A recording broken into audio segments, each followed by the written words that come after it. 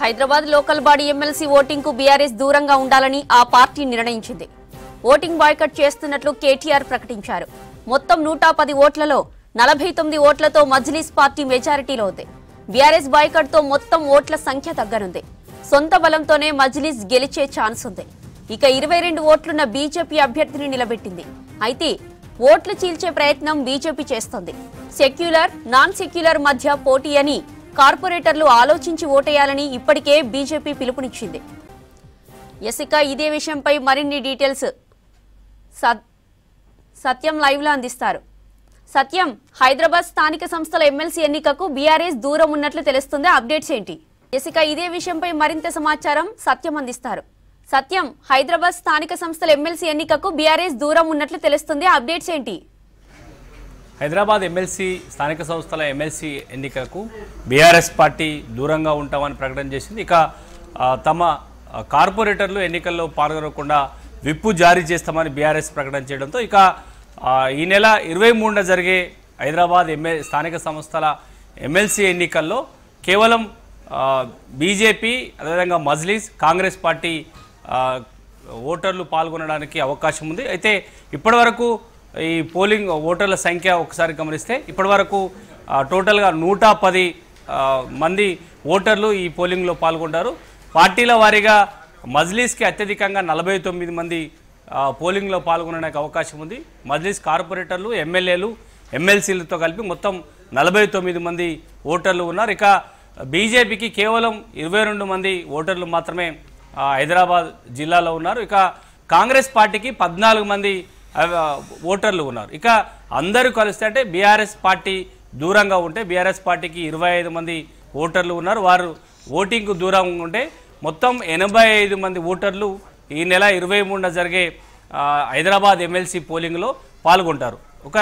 ఒకవేళ 85 మంది పోలింగ్లో పాల్గొంటే 49 మంది అత్యధికంగా మజ్లిస్ పార్టీకే ఉన్నారు. కాబట్టి 23న జరిగే పోలింగు అది నామమాత్రంగా అని కూడా చెప్పవచ్చు. ఎందుకంటే మజ్లిస్కి అత్యధికంగా ఓట్లు ఉన్నాయి, 49 మంది ఓటర్లు ఉన్నారు. కాబట్టి మజ్లిస్ పార్టీ ఎమ్మెల్సీ ఈజీగా కైవసం చేసుకునే అవకాశం ఉంది. కానీ బీజేపీ ఇప్పటివరకు కేవలం 22 ఓట్లే ఉన్న బీజేపీ అభ్యర్థిని రంగంలో దించింది. ఇటు కాంగ్రెస్, బీఆర్ఎస్ పార్టీ మజ్లిస్కి మద్దతు ఇస్తాయంటూ రాజకీయంగా ఆరోపణ చేసి హైదరాబాద్లో మరింత బలపడాలని బీజేపీ వ్యూహాత్మకంగా సరిపోయే బలము లేకపోయినా, ఓటర్ల సంఖ్య బీజేపీకి లేకపోయినా హైదరాబాద్ ఎమ్మెల్సీ స్థానంలో ఈసారి అభ్యర్థిని బీజేపీ రంగంలో దించింది. కేవలం ఇటు బీఆర్ఎస్, అదేవిధంగా కాంగ్రెస్లో అసంతృప్తిగా ఉన్న ఓటర్లు తమ వైపు వస్తారనే ఒక రాజకీయ వ్యూహంలో భాగంగానే బీజేపీ తన అభ్యర్థిని రంగంలో దించింది. ఇటు సెక్యులర్కి, నాన్ సెక్యులర్కి మధ్య జరుగుతున్న ఈ ఎన్నికలో ఇటు బీఆర్ఎస్ కార్పొరేటర్లు, అదేవిధంగా కాంగ్రెస్ కార్పొరేటర్లు ఓటేయాలంటూ బీజేపీ ప్రచారం చేస్తూ వచ్చింది. కానీ ఇక్కడున్న బీజేపీ అనుకున్నట్టుగా ఇటు బీఆర్ఎస్ నుంచి, అదేవిధంగా కాంగ్రెస్ నుంచి, రెండు పార్టీల నుంచి బీజేపీ వైపు ఎవరు వచ్చే అవకాశం లేదు. కాబట్టి బీజేపీ అనుకున్న రాజకీయ వ్యూహం అమలు కాలేదనే ఒక చర్చ కూడా ప్రస్తుతానికి రాష్ట్రంలో రాజకీయ పార్టీలో కొనసాగుతుంది. కేవలం మజ్లిస్ను ఇబ్బంది పెట్టి మజ్లిస్ వైపు ఇటు బీఆర్ఎస్, అదేవిధంగా కాంగ్రెస్ పార్టీ కలిసి ఉన్నాయనే ఒక రాజకీయంగా ప్రచారం చేసుకోవడానికే బీజేపీ ఈసారి హైదరాబాద్ ఎమ్మెల్సీ ఎన్నికల్లో పోటీ చేసింది. ఈ నెల 23న జరిగే పోలింగ్లో బీజేపీకి 22 మంది ఓటర్లు ఉన్నారు. వాళ్ళ ఓటర్లు బీజేపీకి ఓట్లు వేస్తే బీజేపీ అభ్యర్థికి కేవలం 22 ఓట్లు మాత్రమే వచ్చే అవకాశం ఉంది. ఇక 85 బీఆర్ఎస్ దూరంగా ఉంటే మొత్తంలో 85 ఓటర్లు అత్యధికంగా మజ్లిస్ పార్టీకి 49 మంది ఓటర్లు ఉన్నారు. కాబట్టి మజ్లిస్ అభ్యర్థి ఈజీగా గెలిచే అవకాశం ఉంది.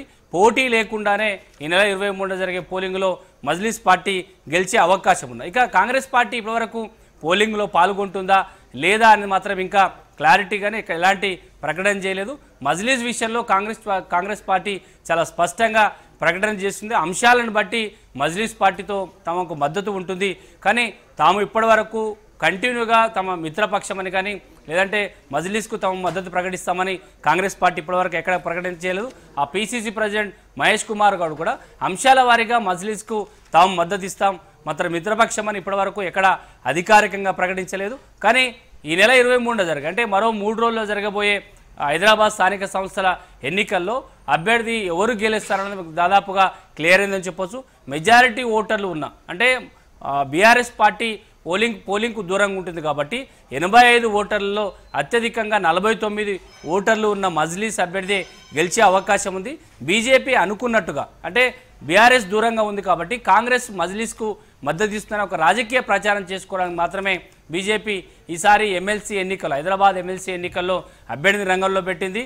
వచ్చే గ్రేటర్ హైదరాబాద్ మున్సిపల్ ఎన్నికల్లో బీజేపీ బలపడడానికి మజ్లీస్తో కాంగ్రెస్ బీఆర్ఎస్ కలిసి పనిచేస్తుందని చెప్పుకోవడానికే రాజకీయంగా బీజేపీ ఈసారి హైదరాబాద్ ఎమ్మెల్సీ ఎన్నికల్లో పోటీ చేస్తుందనే ఒక చర్చ ప్రస్తుతానికి తెలంగాణ రాజకీయ వర్గాల్లో సాగుతుందని చెప్పొచ్చు.